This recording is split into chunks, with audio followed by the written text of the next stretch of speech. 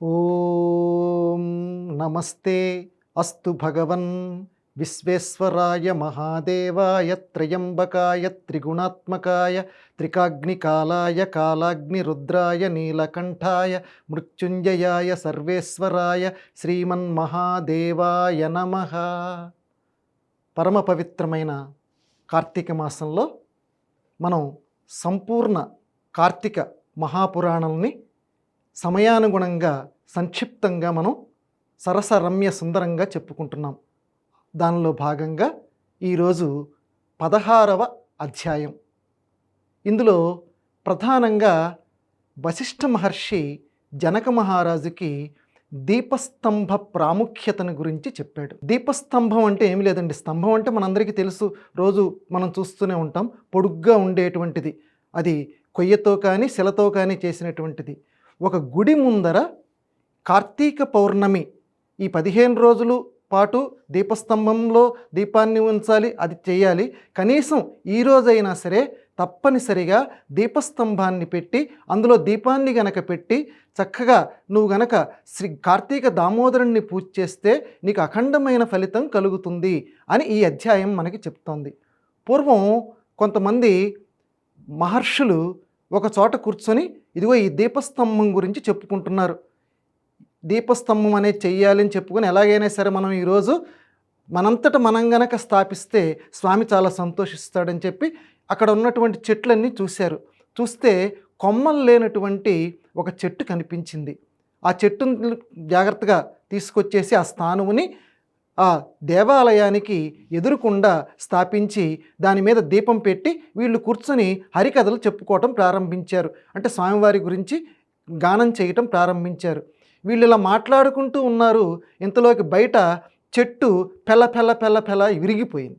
అరే, ఇంత పెద్ద చప్పుడైపోయిందని చెప్పి అందరూ బయటకు వచ్చేసరికి ఆ విరిగిపోయినటువంటి చెట్టులో నుంచి ఒక పురుషుడు, ఒక దివ్య రూపధారి బయటికి వచ్చాడు. వచ్చిన వెంటనే అతన్ని చూసి వీళ్ళందరూ కూడా ఆశ్చర్యపోయారు. వాడు చాలా భయభక్తులతోటి సాష్టాంగ దండ ప్రణామం చేసి వీళ్ళందరికీ, అయ్యా, నేను పూర్వజన్మలో ఒక బ్రాహ్మణాధికారిని, నాకంటే గొప్పవాళ్ళు ఎవరైనా కనిపిస్తే లేచి నుంచునేవాడిని కాదు, వాళ్ళు ఎదురకుండా కాళ్ళు బారాజాపుకొని కూర్చునేటువంటి వాడిని, నాకంటే మీరేం ఎక్కువ అనుకునేవాడిని. ఈ రకంగా ఎవరిని ఎలా హింసించాలో మానసికంగా శారీరకంగా అన్ని హింసలు చేశాను.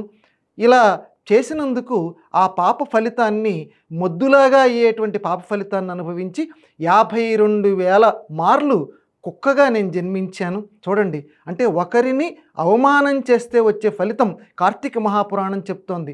చివరికి 1,000,000 సార్లు చెట్టు కింద జన్మించాను, చివరికి మళ్ళీ ఈ 1,000,000 సార్లు ఇదిగో కొమ్మలు లేనటువంటి చెట్టు కింద ఉన్నాను, ఇప్పటికి నాకు ముక్తి లభించింది, మీరు నాకెంతో మేలు చేశారు అని వాళ్ళకి నమస్కారం చేశాడు.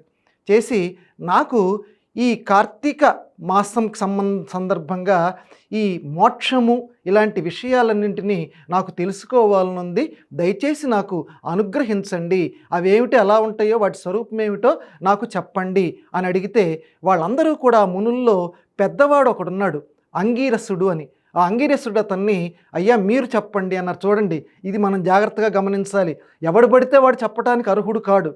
ఉన్నవాళ్లల్లో బాగా చదువుకున్నవాడు పెద్దవాడు, అతన్ని చెప్పమని వాళ్ళందరూ కోరారు. మనం అందరం అధునాతన యుగంలో దీన్ని కూడా మనం అనుసరించాలి. అతను చెప్పటం ప్రారంభించాడు.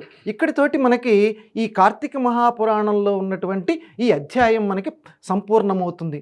ఇక్కడే మనం ఈరోజు ప్రాముఖ్యత కూడా మనం తెలుసుకోవాలి. ఈరోజు అశూన్య శయన వ్రతము అనేటువంటి దాన్ని ఆచరిస్తారు.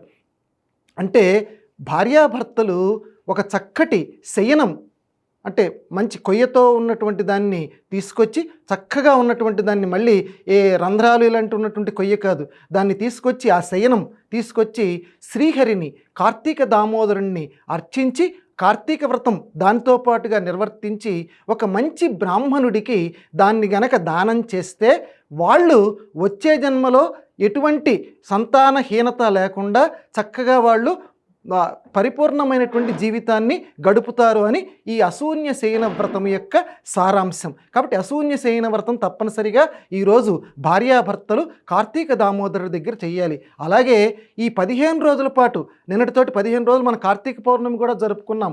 ఈ 15 రోజులు కూడా ఎవరైనా పొరపాటున దీపాలు పెట్టనటువంటి వాళ్ళు ఎవరైనా ఉంటే ఇక నుంచైనా మేల్కొని ఈ రోజు నుంచైనా సరే తప్పనిసరిగా ఒక దీపాన్ని, పదే పదే చెప్తున్నాను, దీపాన్ని వెలిగిస్తూ ఉండాలి.